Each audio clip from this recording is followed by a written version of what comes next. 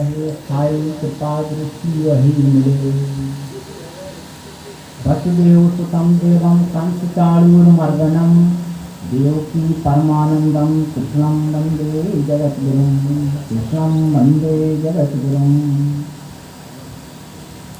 आज अष्टम अवतार भगवान श्री कृष्ण चंद्र जी के जन्म महोत्सव जो पुण्यवान ग्राम खापा बड़े पूर्व काल से जो यहाँ जन्माष्टमी समारोह यानी भगवान कृष्णचंद्र जी का जो जन्म उत्सव है, वास्तव में जो अवतारी पुरुषों का लक्ष्य होता है, सिद्धांत होता है, उस सिद्धांत की चर्चा जिस ग्राम में होती है वह पुण्यवान ग्राम खापा की भूमि को मैं प्रणाम करता हूँ। और इस जन्म उत्सव में पधारे हुए मंचासीन परम पूजनीय स्नेहरंग जी के चरणों में नमन करता हूँ।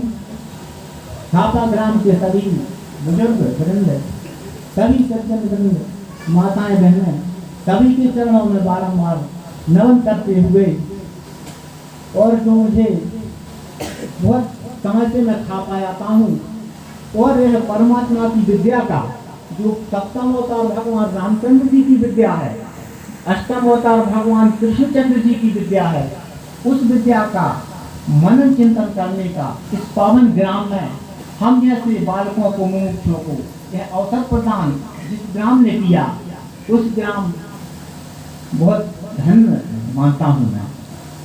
तो आज भगवान कृष्णचंद्र जी के जो विश्वरूप परमात्मा के अष्टम अवतार थे, उन अष्टम अवतार भगवान कृष्णचंद्र जी का जो ज्ञान है, क्योंकि अवतारी पुरुष, संत पुरुष, महापुरुष, वो जो भी महापुरुष आज तक हमारे देश में और विश्व में हुए हैं, उनके जन्म दिवस मनाने का हेतु यही है कि उनके ज्ञान गुण कर्म को हम चिंतन करें, सुने समझें और धारण करें। संत तुलसीदास जी ने भी लिखा है, सुन समझहि जन मुदित मन, मज्जहि अति अनुराग, लहाई चार फल अछत तम साधु समाज प्रयाग। इस संतों के समाज रूपी प्रयाग में हम गोता लगाएं, अपने मन को निर्मल करें। शरीर को निर्मल करने की बात अभी हमने सुन ली परम पूजनीय शास्त्री जी से, और शास्त्र की भाषा ऐसी कठिन होती है जो हम जैसे लोगों को समझ में नहीं आती। वास्तव में यथार्थ है, वह शास्त्रीय भाषा कठिन होती है। तो परम पूजनीय शास्त्री जी से भी हमने सुनी।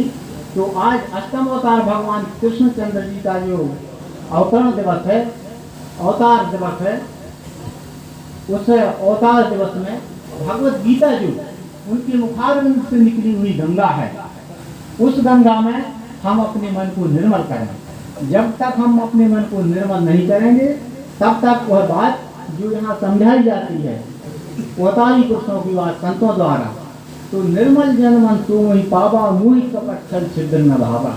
जब तक हम अपने मन को इस ज्ञान गंगा में गोता लगा के निर्मल नहीं करेंगे, तब तक वह बात हमको समझ में नहीं आएगी।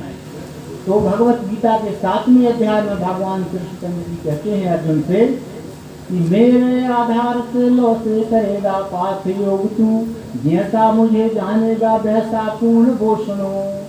भगवान कृष्ण जी कहते हैं अर्जुन, जैसा हूँ वैसा, तो जितना हूँ उतना, जो मेरे सिद्धांत से यदि समझोगे कि ईश्वर कैसा है, परमात्मा कैसा है, तब आप जान पाओगे। वरना ये सारी बातें फंसाने वाली वो तो हम अभी पहले सुन ही चुके हैं कि संसार में सब हो रहा है। शब्द ज्ञान, शब्द जाल बहुत कैसा है, जो संत तुलसीदास जी ने भी कहा है कि श्रुति पुराण बहु कहे उपाई, छूटी ने अधिक अधिक उर्जाई। वह जड़ चैतन्य की गिनती जो बताई गई है, वेद से लेकर आज तक चली आ रही है, वह पुराणों में संतों ने बहुत कही, बहुत लिखी, लेकिन वह सुलझी नहीं, वह भी उलझ गई, उलझ दी गई। श्रुति पुराण बहु कहे उपाई, छूटी ने अधिक अधिक उर्जाई, और वह बात और उलझती ही गई। क्यों उलझती गई? क्योंकि अज्ञान था, अंधकार के कारण। इस प्रकार से जड़ चैतन्य ही ग्रंथि पड़ गई। यद्यपि मिथ्या झूठत कठिनाई, झूठी है, वो ग्रंथि है ही नहीं। वास्तव में सर्वांग योग में भगवान कृष्णचंद्र जी कहते हैं कि हुआ मद्रूप ही जानो, जन्म मृत्यु उसे नहीं। जिसका जन्म ही नहीं है उसकी मृत्यु कैसे? वह जल चेतन की जो गिनती बात की गई है यह उलझी नहीं, पर अज्ञान और अंधविश्वास अंधकार के कारण वह सुलझी हुई बात शब्द ज्ञान में और ज्यादा उलझ गई।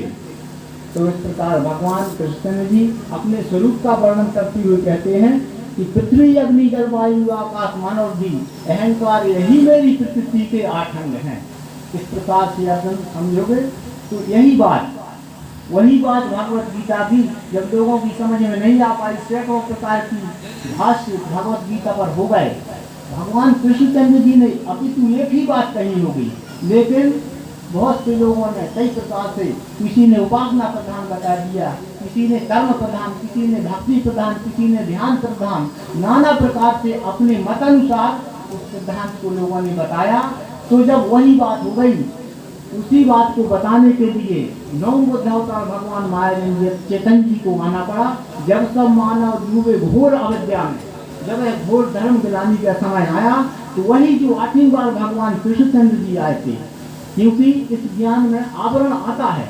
यह युग के अनुसार धीरे धीरे जैसे हम कपड़ा पहनते हैं तो इसमें मैल होता है, ऐसे ज्ञान भी आवृत हो जाता है।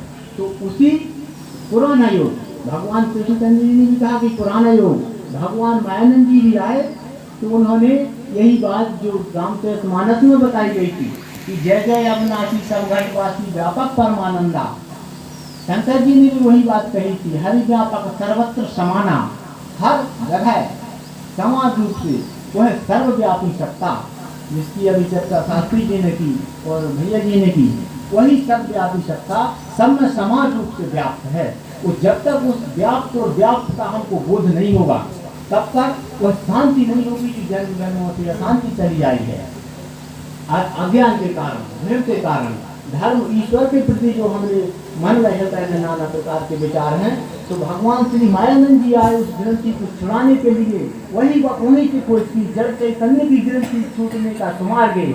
और सामने क्या, बहुत जन्मों की पुण्य भगवान कृष्णचंद्र जी के पास आई और बहुत जन्मों का तब उन्होंने कहा कि बता से अपने आगे रखना भूलना नहीं। यह भगवान कृष्णचंद्र जी ने युक्ति बताई। तब वह धर्म ईश्वर के प्रति और अपना निज मूल स्वरूप की हमको पहचान होकर के वह अनन्य भक्ति हम कर सकेंगे। तो यह योग युक्ति जो भगवान कृष्णचंद्र जी की है, रामचंद्र जी की है, वही मायानंद जी ने यह प्रत्यक्ष कर दी कि वेदों के नीति का शेष वस्तु की उपलब्धि हो। उसके बारे में लिखा तो था बहुत, जिस प्रकार मैंने कभी नमक नहीं खाया और बहुत से लोग मुझको नमक के स्वाद के बारे में समझाएं, किताबें लिखें, लेकिन वह बात उतनी समझ में नहीं आएगी जितनी नमक रख दिया खुद उसका स्वाद लेना। यह युक्ति भगवान श्री मायानंद चेतन जी की 9वें बुद्ध अवतार है, जो भगवान कृष्णचंद्र जी ने अवतार की, वही भगवान मायानंद जी ने बात कही। तो जड़ चैतन्य की गिनती छूटने का सुमार्गे बताते अपने आगे रखना भूलना नहीं। तो इस प्रकार की यह योग युक्ति है।